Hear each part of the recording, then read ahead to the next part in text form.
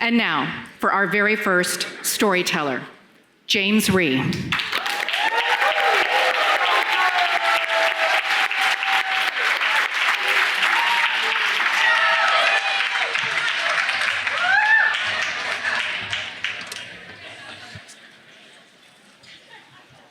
Isn't what you thought would happen. This could end very badly, but let's give it a whirl.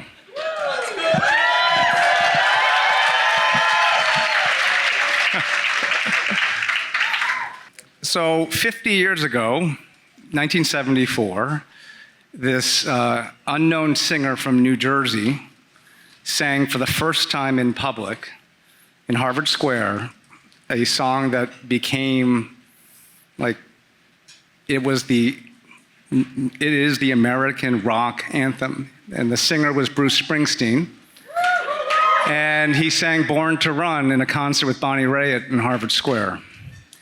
So that was 1974, that's 50 years ago. Around the same time, about 6 years prior to that, there were two survivors of the Korean War named Yuchan and Hwaja Rhee, who immigrated to this country to sing their American anthem. And the first part of that anthem for those two people, the first part that was born in the United States, they named Choljung and legally gave this part of their anthem the name James. That's me. And so we grew up on Long Island, and I grew up listening to Springsteen and Journey and Billy Joel and Def Leppard, and I sang rock, and I still do. And you know, I think for those of you who don't know Born to Run, right? It's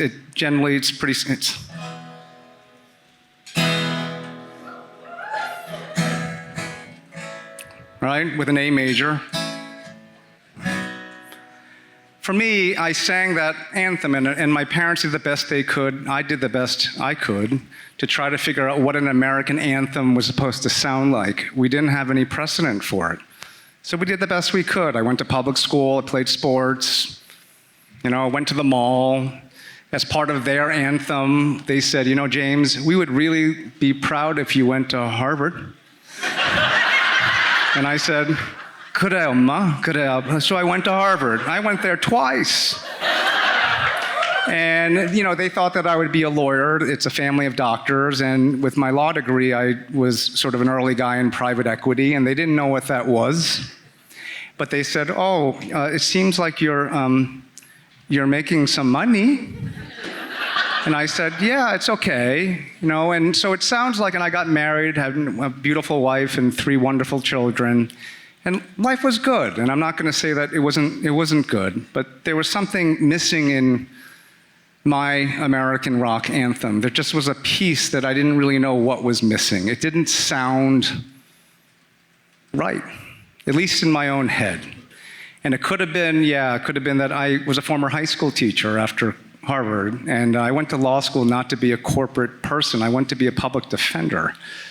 I come from a long line of caregivers. There are lots of doctors and nurses in the Rhee household. And there were things in my private equity career that were bothering me.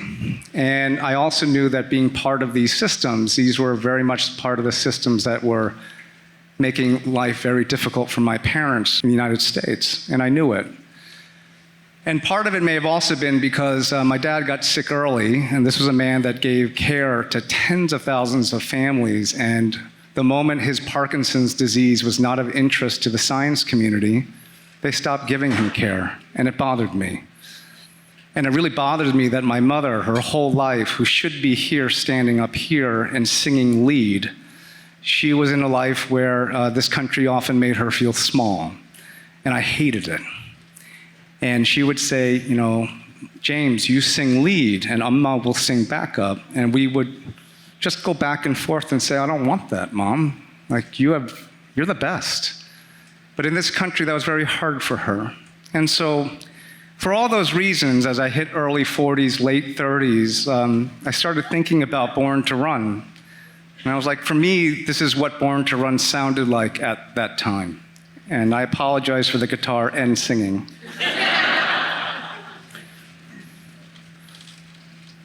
In the day we sweated out on the streets of this runaway American dream.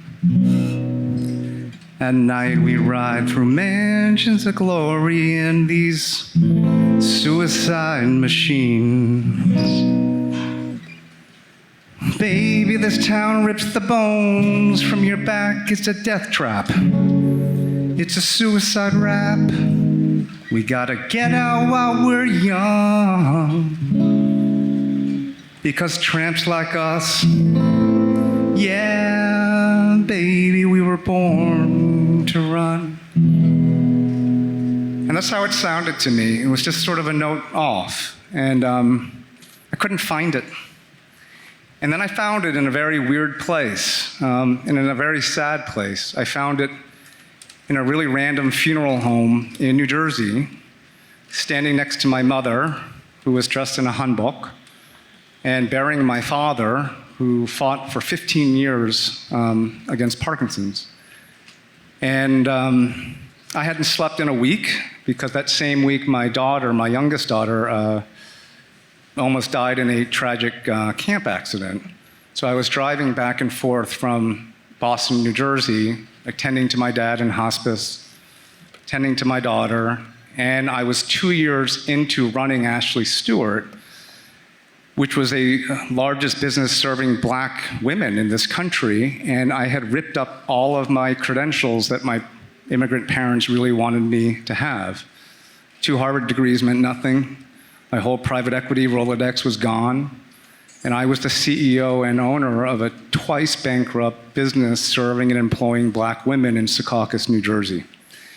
And I never felt so alone in that funeral home because it was all gone. And,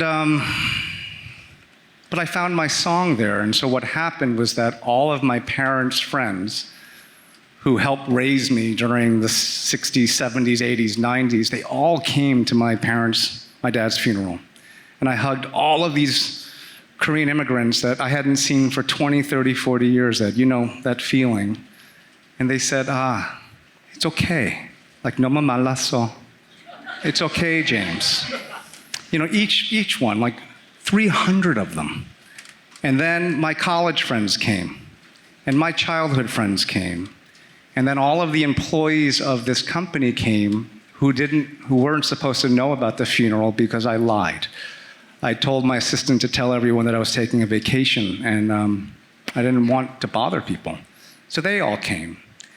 But then when I really found my song was when all of the women, there was a group of women from the frontline workers, Black women from the stores.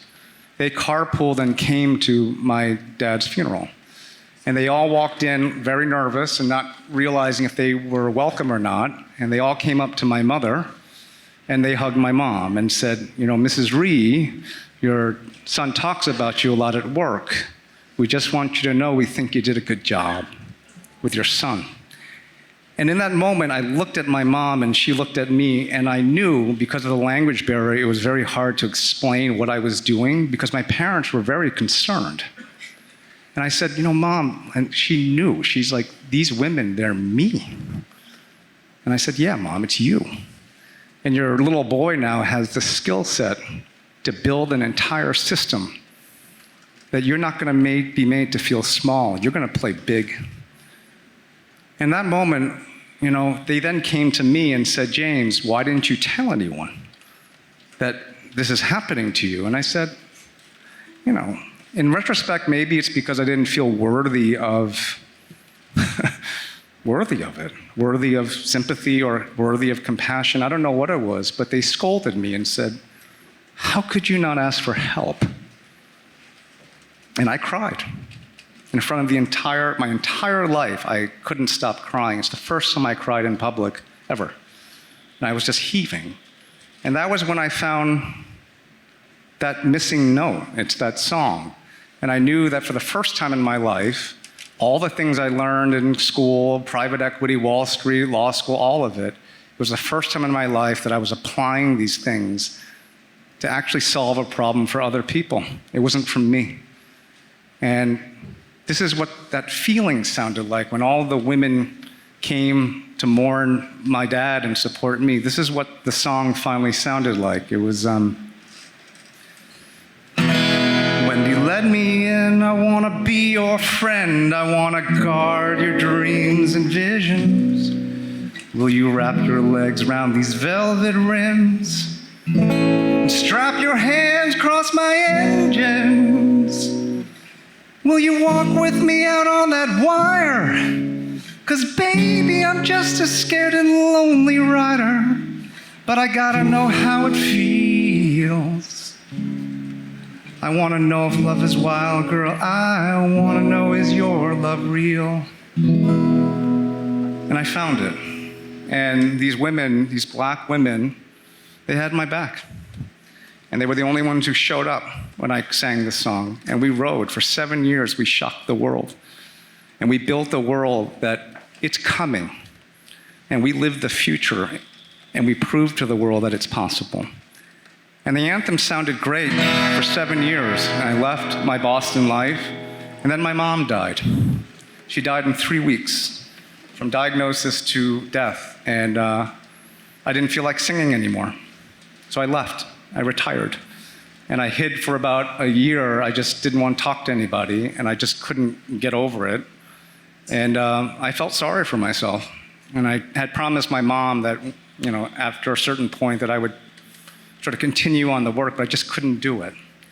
And there's a funny thing about rock songs and folk songs. When they're honest and when they're true and when they're written by a collective and not by one person, songs like that, folk songs, they live forever. And it was pretty soon that I was getting invitations. They said, that song you sang 7, 8 years ago? Do you want to sing it here? And that's where the invitations from TED, from Brené, from Simon, from MIT, from Howard University, making me the first Asian person to ever chair entrepreneurship at that university. I want you to think about the significance of that. And I said, sure, I'll sing those songs. I'll sing them there. And that's, every time I sing this song now, I think about my mom, I think about the women of Ashley Stewart, and I think about what real leadership is. And I'm speaking about leadership on a global stage, and I just want you to know that every time I do this, I think about my parents, and particularly my mother, because that's what real leadership is. It's not the baloney that you're watching on TV and in the newspapers. After a few more years, I finally built up the courage to put all of these things into my song, like my rock song. It's called Red Helicopter, and it's a book. And that little song, that's a song of 2 Korean immigrants, black women, an America that can be, narrated by this private equity lawyer, former high school teacher, Gyopo. I want you to know that that song opened up as the #1 nonfiction book in the United States of America.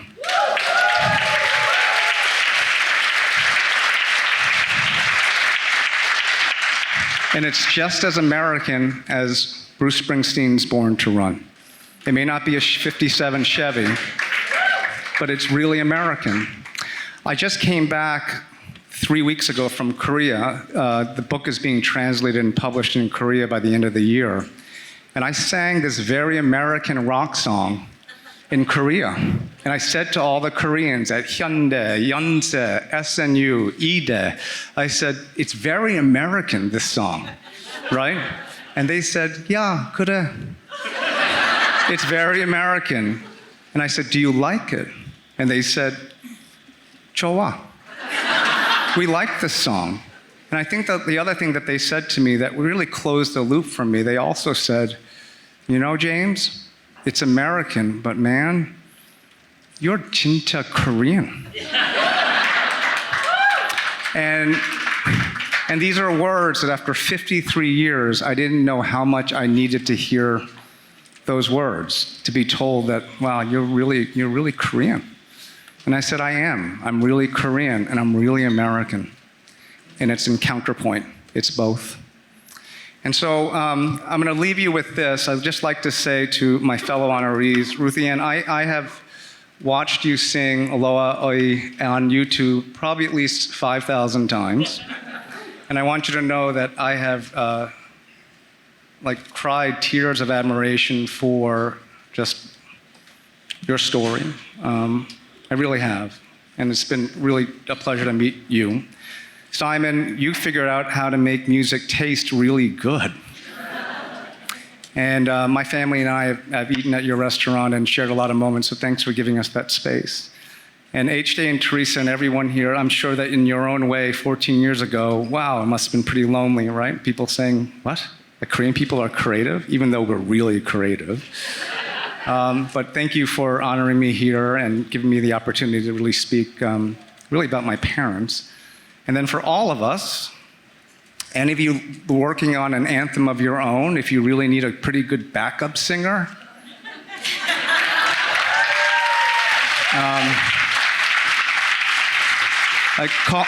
call me, and please do.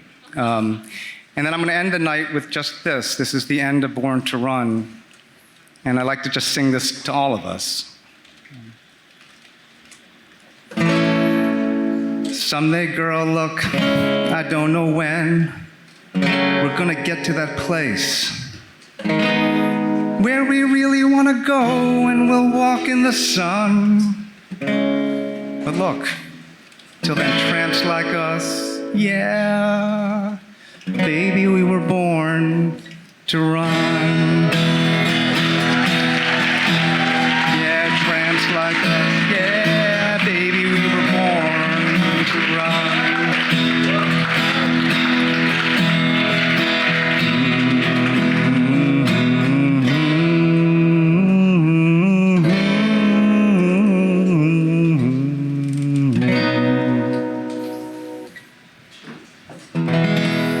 같이 가자. Thank you.